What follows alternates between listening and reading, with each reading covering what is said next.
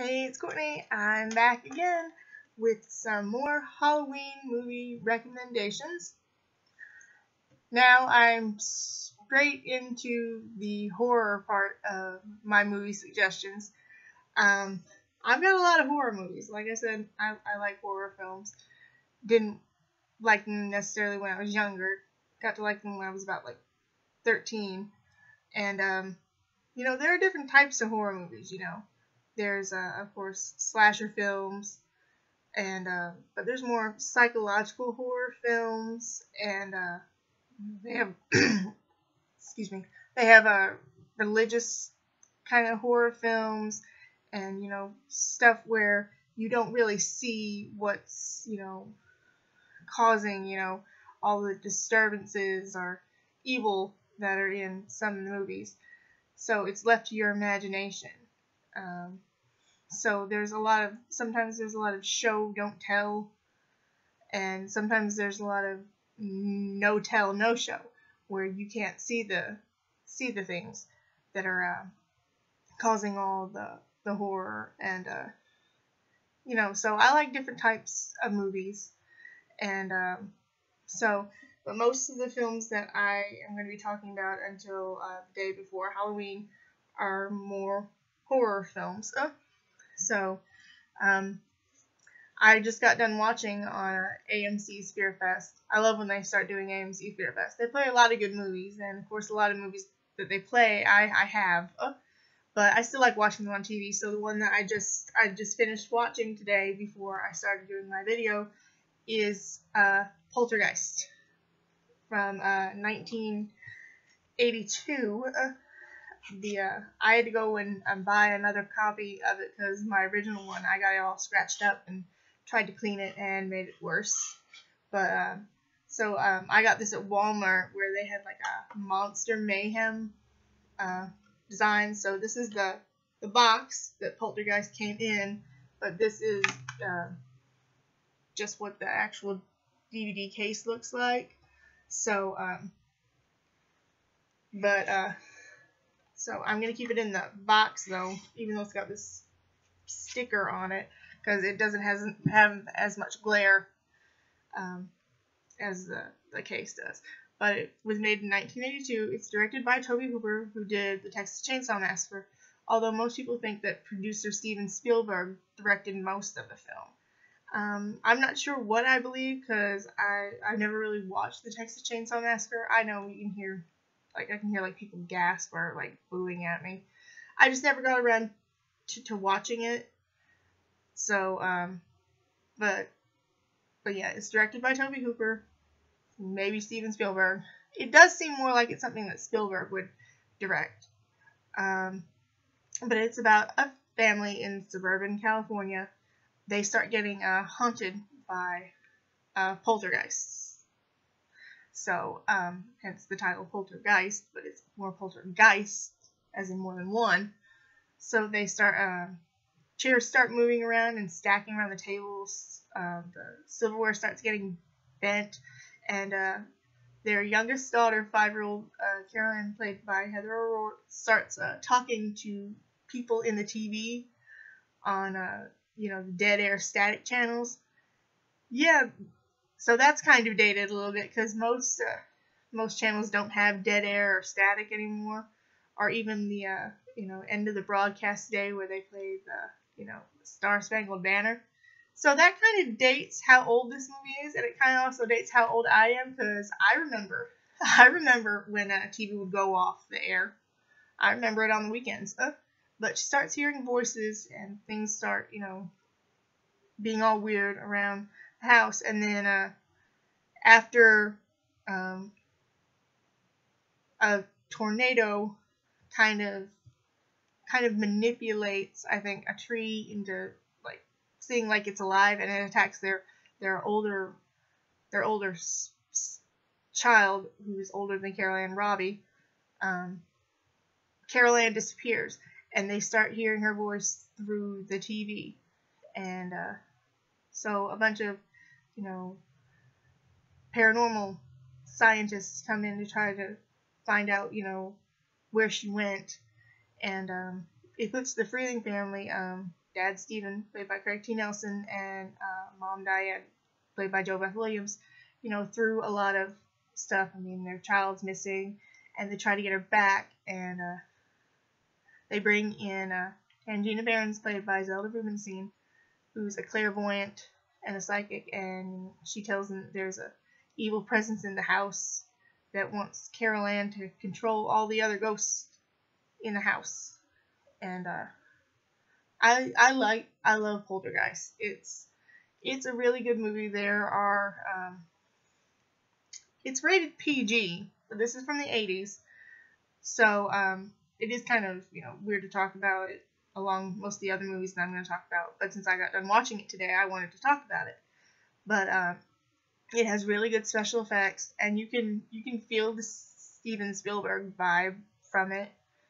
But I like how it doesn't involve blood and guts and gore and nudity to be scary. It plays on more common fears, a missing child,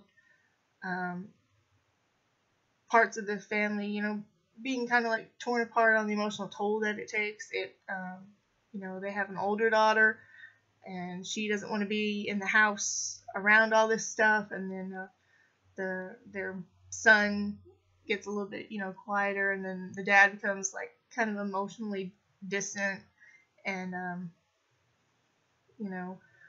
so it kind of, it's more that psychological kind of real life horror than it is like a maniac running around and like stabbing people and stuff like that. I think Craig T. Nelson and JoBeth Williams give really good performances in this movie. I find myself tearing up at some of the moments, and they're mostly moments with JoBeth Williams, because she's playing a mother, and her child is missing, but I think she does a really good job. And like I said, the atmosphere, it doesn't rely on blood and gore, but something a little bit deeper and more emotional, horror wise. And I like movies like that. So, but never seen Poltergeist. It's a very good movie. I recommend watching it. And of course, around this time of year, it's going to be on TV a lot. So, okay, and then I have 1, 2, 3, 4, 5, 6 more movies that I'm going to talk about. So, of course, my videos are going to run a little long. Like I said, I just grab a handful and take them out.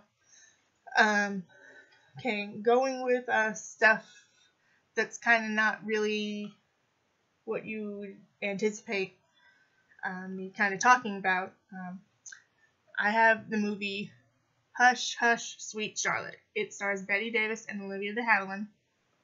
And it's kind of in the same vein a little bit as Whatever Happened to Baby Jane. Also has Bette Davis in it, Joan Crawford. This is actually supposed to have Joan Crawford in it too. And of course, there's, the Hollywood standing legend that, Joan Crawford and Bette Davis could not stand each other and, hated each other's guts. So, but Joan Crawford was supposed to be in this movie, where kind of the roles are reversed from Whatever Happened to Baby Jane. I might end up talking about that movie soon, so I won't spoil too much of it. But it's directed by Robert Aldrich, and like I said, it has Bette Davis and Olivia de Havilland in it. It also has Agnes Moorehead and Dora from Bewitched in it. But Charlotte Hollis was involved with a married man named John Mayhew, and he ended up being murdered where his head was chopped off, and everybody thought that Charlotte did it. So she's been sequestered in her southern mansion ever since that incident, and now they're getting ready to want to tear her house down to build stuff around it, and she doesn't want to leave. So her cousin Miriam, played by Olivia de Havilland, comes to help, get the house taken care of. And I think they're going to try to send her away to, I can't remember if it was like a mental institution or kind of like a nursing home kind of thing. Probably more like an insane asylum. But it's kind of, again, another movie where there's not really blood and gore. It's more the stuff that you don't see and let your mind play tricks on you. And of course it's in black and white. So of course if there was blood in it, it wouldn't have that much of an effect if it was in color. Kind of like, the shower scene in Psycho. So it's, like I said, it's more like a psychological kind of murder mystery more than it is a horror movie. It does not have a rating on it. So, again, it's not, blood and viscera and gore and stuff like that most, horror fans kind of like. But it is chilling. It has a chilling atmosphere. And it's, like I said, it's kind of like Psycho or like The Haunting. It's more stuff that you don't see, and so I won't spoil it too much for you. It's a really good movie to watch, and so I like Betty Davis in this movie a little bit more than I like her in Whatever Happened to Baby Jane. Probably because her character is just a little more likable. And it's really hard seeing Olivia de Havilland be, like, mean. Because, most people know her as Melanie Wilkes from Gone with the Wind. And in that movie, she's very, like, sweet and nice. She's not very nice in this movie. But it's a really good kind of psychological kind of murder mystery more than it is a horror film. But it's still good to watch around Halloween. So, next, not really horror, kind of more like a thriller, but it's still perfect to watch for Halloween, and it's a Single White Female with Bridget Fonda and Jennifer Jason Leigh in it, and Bridget Fonda's character, Allie, her and her boyfriend, played by Steven Weber, kind of, separate, and he's been kind of staying in her apartment with her, but I think she finds out that he's got another girl, I think a wife, on the side. It's been a while since I've seen it, but it's still, most people know about it. So she puts an ad for a roommate, and who answers that is Jennifer Jason Leigh's character, Hetty. And so she moves in with Bridget Fonda's character, and they become friends and everything. And then one day they go out, and Hetty gets her hair cut and dyed from being a dark, gloomy brown to being a redhead, like Bridget Fonda in this movie. And so she starts wearing Allie's clothes and starts becoming, like, really obsessed with her.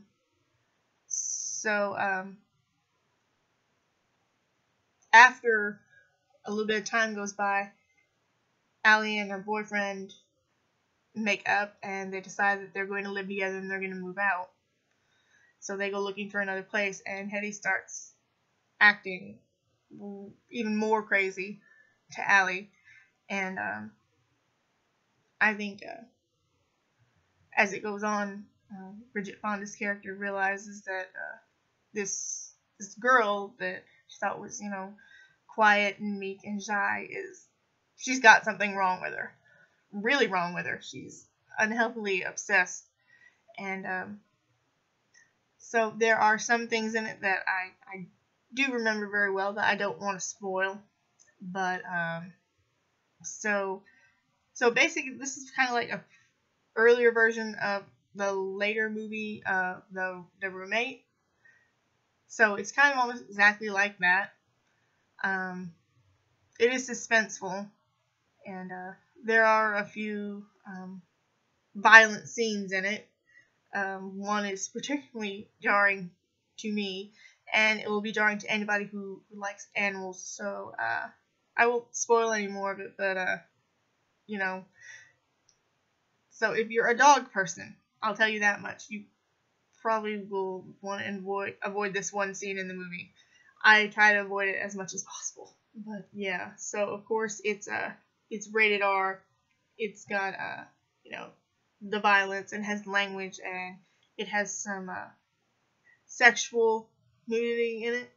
But so I mean, you don't need to go into too much explanation about this, because there are other movies like this. I have movies like this in my collection. Movies like Fatal Attraction and Swim Fan, and just so. But I like this movie a lot.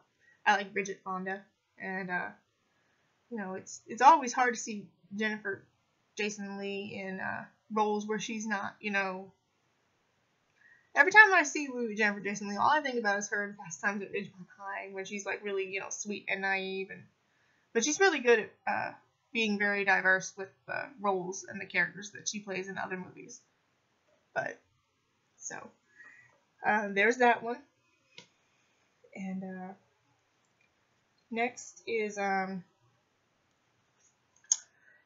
Alice, Sweet Alice.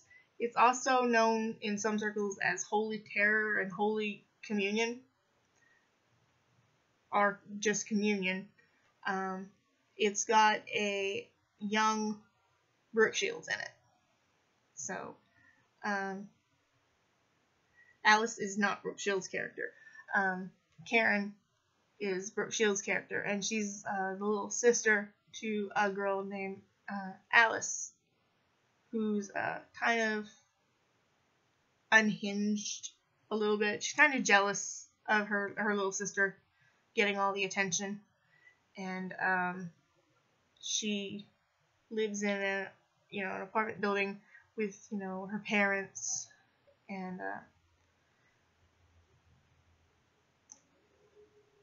her sister gets killed on the day of her communion, and a lot of people suspect that it's Alice who is the killer. So her aunt comes to stay with her family after Karen gets killed, and so a lot of people think Alice is behind it. And I like this movie because, well, when you look at the cover of it, if I can try to get a good look of it on the camera without getting so much glare on it, you see this bag with this creepy mask and a child's doll with a knife in it. That's kind of what the atmosphere of this movie is. It's very, it's very 70s atmosphere, and there is blood, in it. It is rated R, but it's got that 70s atmosphere where it's just like it's creepy, and it's just you never know what's going to pop out around the corner, and it's just a very like creepy movie. And so it's got a lot of Catholic imagery in it, because like I said, it's about a little girl being killed on the day of her communion and everything. So but yeah, it's hard to explain when movies are really good and you don't want to give stuff away, but yeah, it has that creepy 70s kind of atmosphere, but not that really not like that kind of atmosphere like something like Texas Chainsaw Massacre or The Hills Have Eyes, where it's still very it's kind of desolate, but it's also kind of dingy and dirty, and you feel like you want to take a shower after you get done watching it, but it still has like that kind of atmospheric 70s kind of setting. So but yeah, it's a good movie. So, I'm also trying not to have my videos run too long, just in case. Next up is a movie.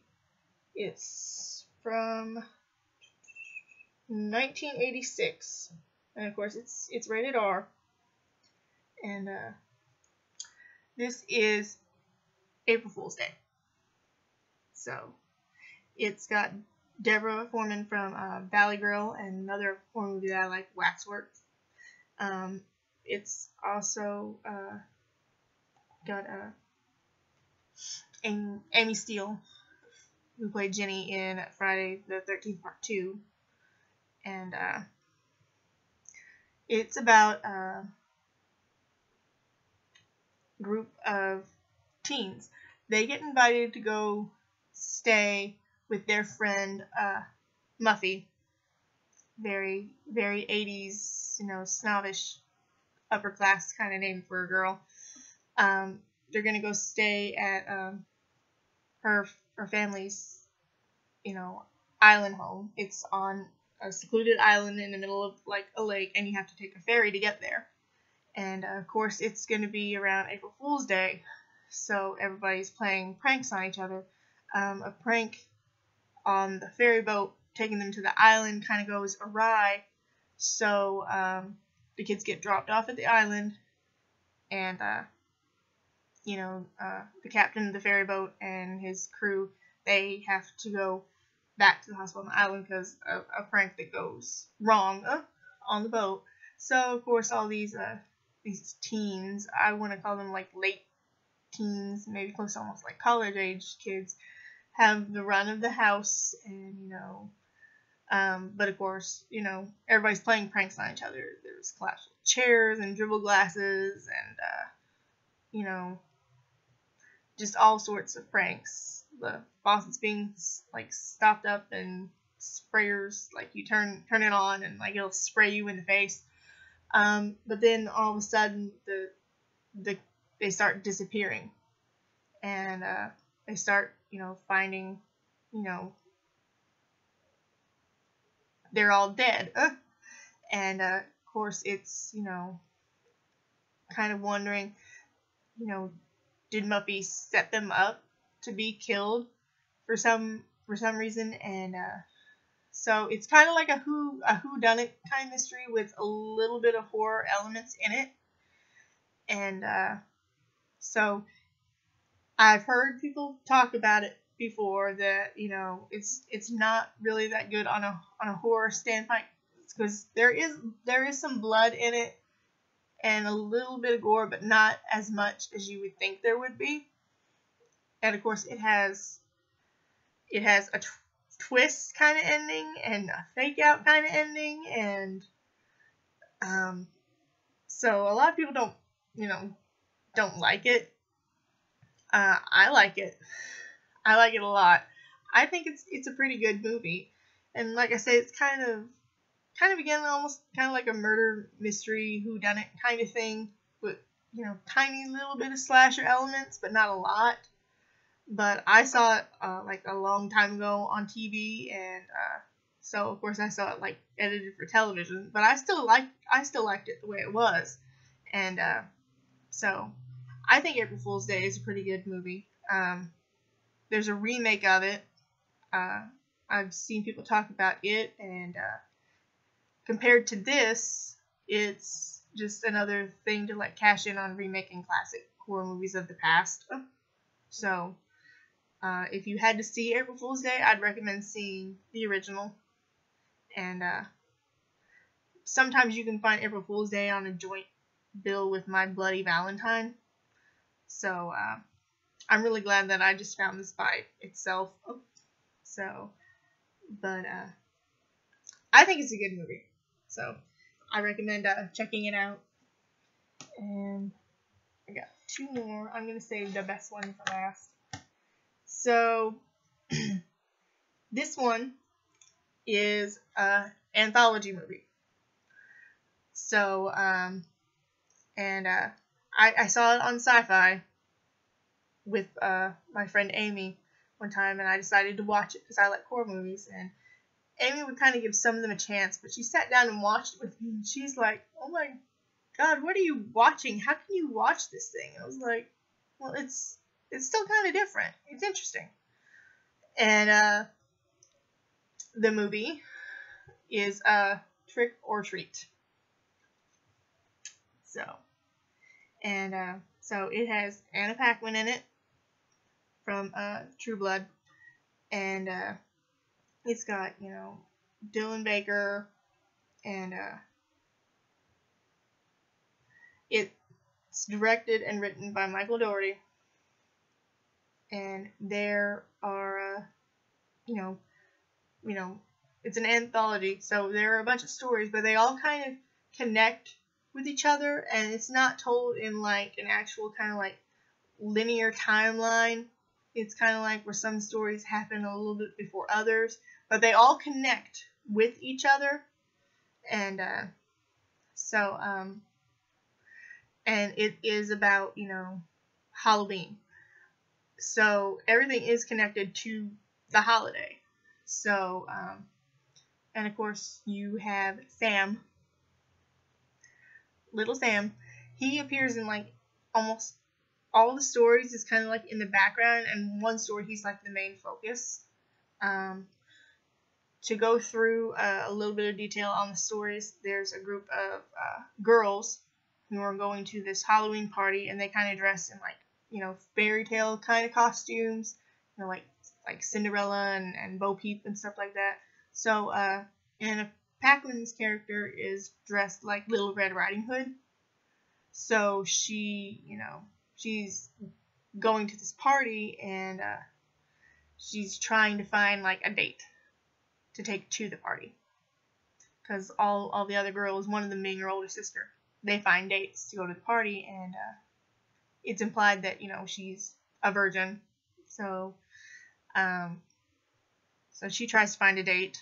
There's another story with the principal of the school, who he takes some Halloween traditions very seriously, and even like Halloween kind of urban legend things. But so he's kind of deranged a little bit. And then there's a story involving a group of kids, like I guess like middle school aged kids.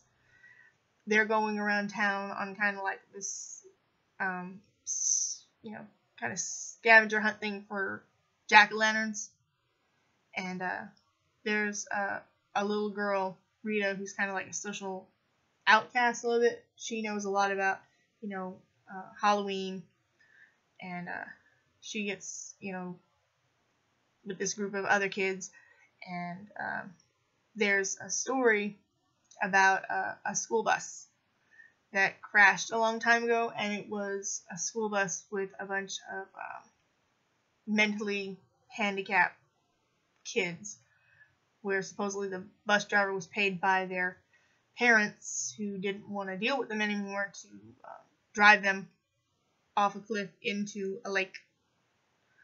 And the bus driver got away, but the kids didn't.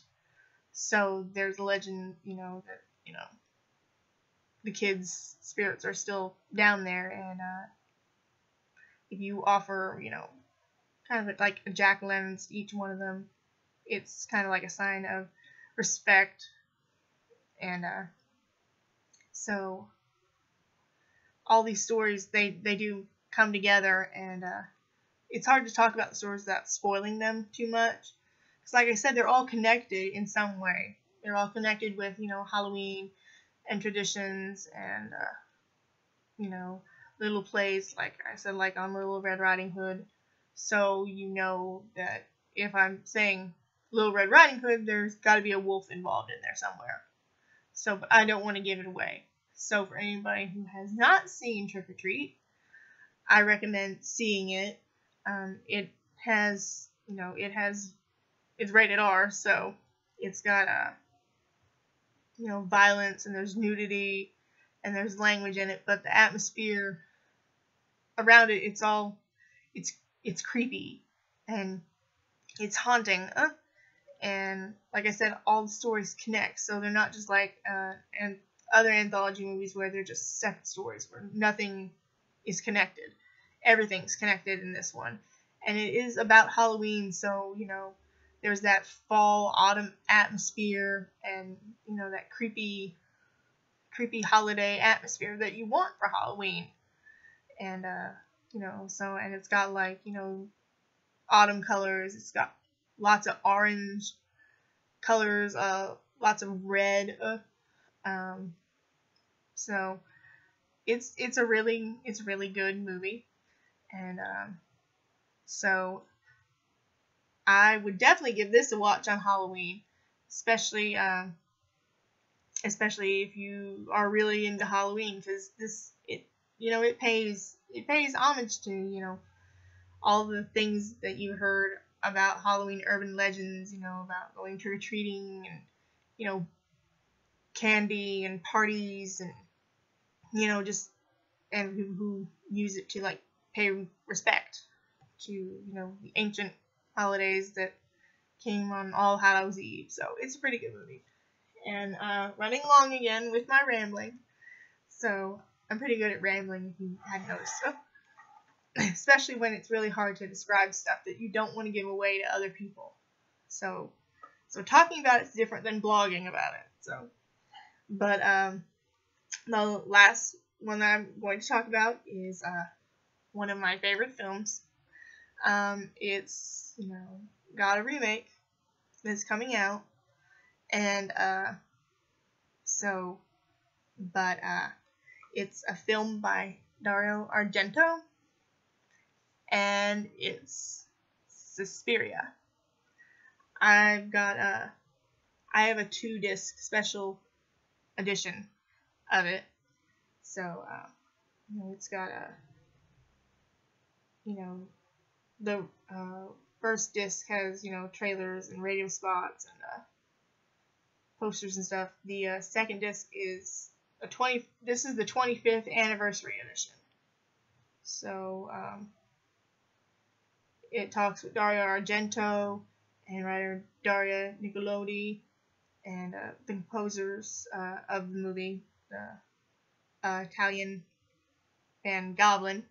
And it also talks with Jessica Harper, who's the star of the movie, and Udo Kier, who's in a lot of horror movies. So I know I'm reading from the back of this a little bit, but just trying to give just a little bit of the skinny on some of it. So it came out in 1977,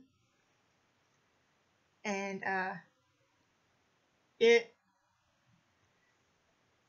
it's very, I know I talk about atmosphere a lot, but it's very atmospheric, and it's got that kind of gothic feel to it.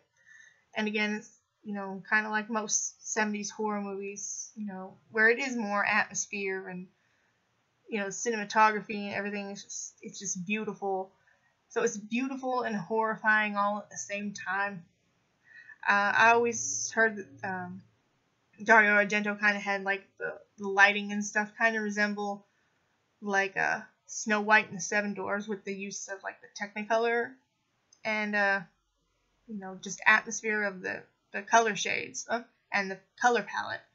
So it's bright and it's beautiful. So like when there are scenes that involve blood, the blood like really pops, and and everything's not dreary. It's colorful, but it's like kind of like a stained glass window. So it's very bold. It's very beautiful at the same time, and it's about an American girl named Susie Bannion, played by Jessica Harper, who goes to a ballet school in Germany. And when she gets there, a lot of weird things happen. She starts getting like very like faint and passing out all the time, and hearing weird voices and all these whispers and stuff. And one scene like maggots start falling from the ceiling on all these girls, and it's stuff that comes out of like nowhere. And of course the opening to Suspiria is it's just, you know, breathtaking. Like, it takes your breath away because it's beautifully shot, and because it's like you just, everything that's happening, it's like you just want to hold your breath. It's like, oh my god, what's going to happen next? And it's actually one of the scenes that if I'm not paying attention to it while I'm watching it, if I'm doing something else, it will scare the crap out of me, because it just comes out of nowhere. And you know, the tone of it's like kind of calming and a little soothing until stuff just comes out at you, and then you're just like shaken up, and you're like, then you're on your toes for the rest of the time, like, oh my god, what's gonna happen next? But of course, all this kind of pertains to with the way things are happening. It involves kind of like witchcraft, or Satanism, or whatever you want to call it. Mostly witchcraft is what it's basically implied as, but so there aren't really a lot of, you know, too many twists or things that you don't, you know, expect. So when it ends, it just kind of ends. I mean, there is a little bit of resolution to the plot, but it just kind of ends. And you know, most films have like a jump scare or a final twist. This doesn't. It's not got.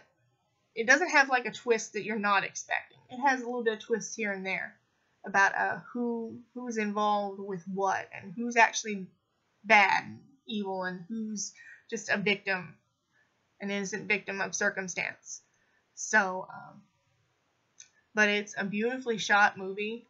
It's, you know, got that haunting atmosphere to it, and I know I showed Amy the trailer for Suspiria about it, and she said it creeped her out. So she was kind of like, I don't think I want to watch this movie. So yeah. But yeah, it will jar you if you're not paying attention. But other than that, it's a really beautiful movie, and nothing like it for Halloween. So again, I appreciate people who do watch these videos and have to sit through my ramblings. But it's, like I said, it's hard not to talk about movies where you don't want to spoil everything, because some of them are really, really good to watch. But so those are my recommendations for today's video. I will be back with more horror themed films. And until next time, I hope you have a good day.